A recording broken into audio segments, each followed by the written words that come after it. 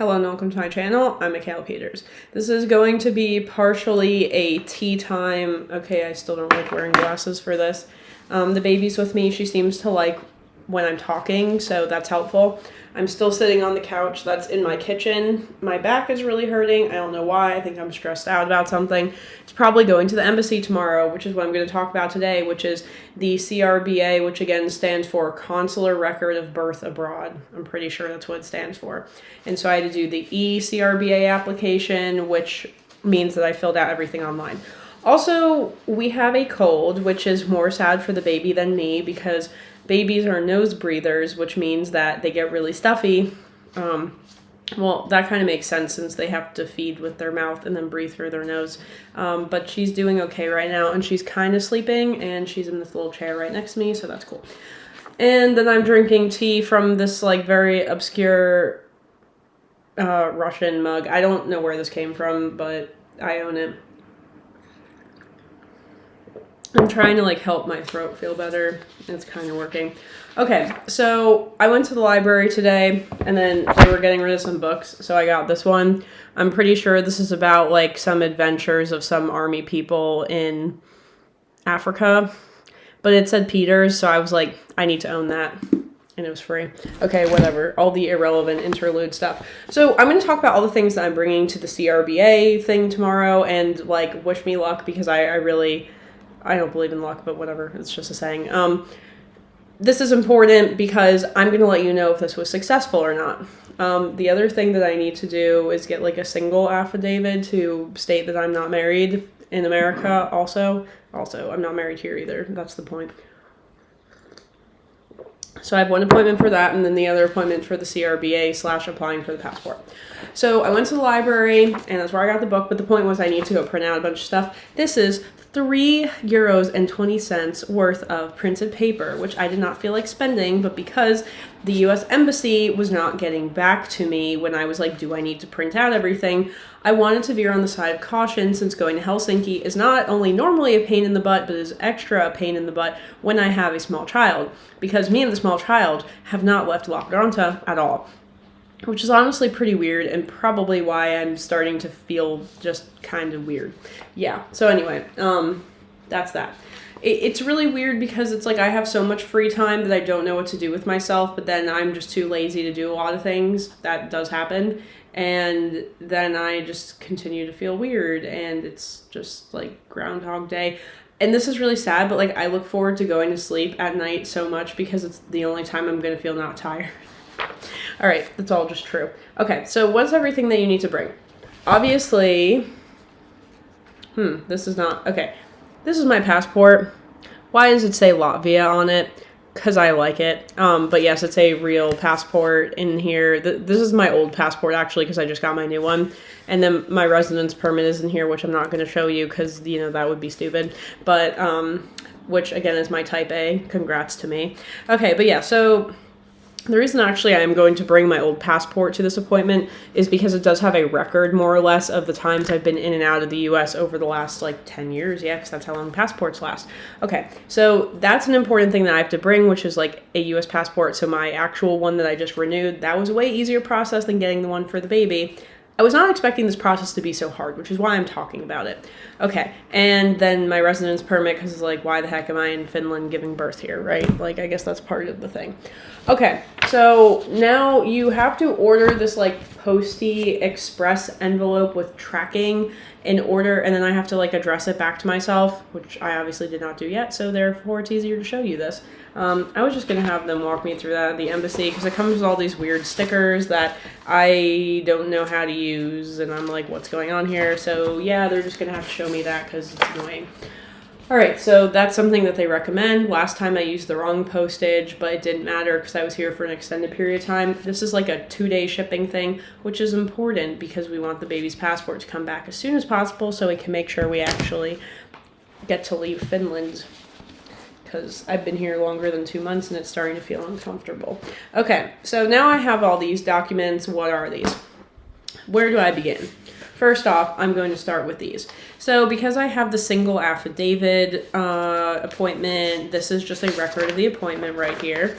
Then I have to fill out a form. What the heck was this form called? a DS something.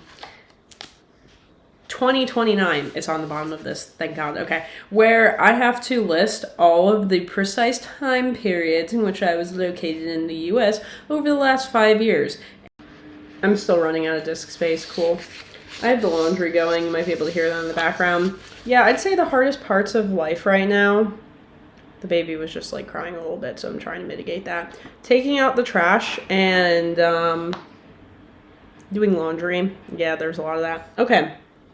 So I have to talk about the dates, last 5 years. I went all the way back to 2018 because that was pretty easy. I mean, I did like the major ones. I didn't really be like, I was on a vacation for 1 week and I was gone. So if they really give me a hard time about that, I'd be like, I'm not going to work for the US government right now. Like, why the heck are you like requesting that information? I would probably say that because I know that that is a requirement for when you go to work for the US government, which again is not the purpose of this. Okay, so that's that.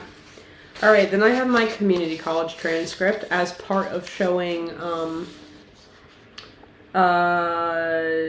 significant ties to the U.S. So community college transcript, I went to community college from 2013 to 2015 because I'm old, because that was over 10 years ago. And then I know everybody's laughing at that, but I tell myself that every day, so good thing I already had the baby. Okay, so then I have my community college, then I have my Rutgers University where I got my bachelor's degree, because obviously it's the State University of New Jersey, which is where everybody in New Jersey goes to get their bachelor's degree. Obviously an exaggeration, but partially true.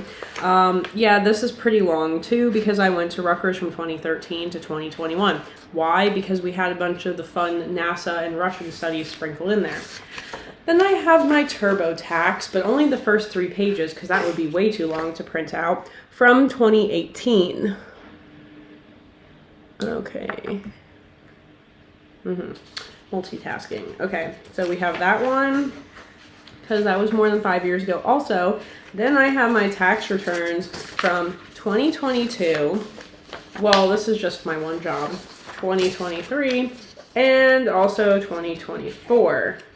And this is where things might start to get awkward, to be honest, but whatever, because taxes are a thing.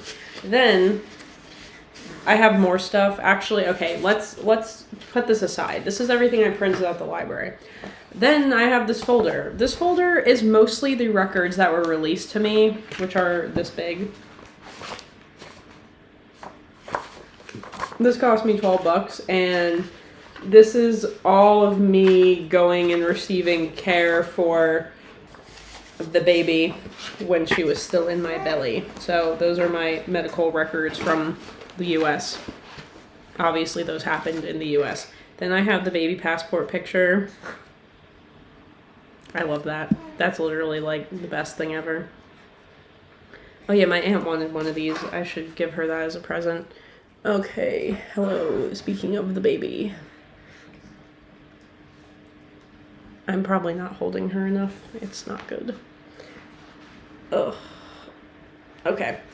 Then one of these is a hospital record and the other one is a birth certificate, which you need both of these. And these are from the DVV. These each cost like $60.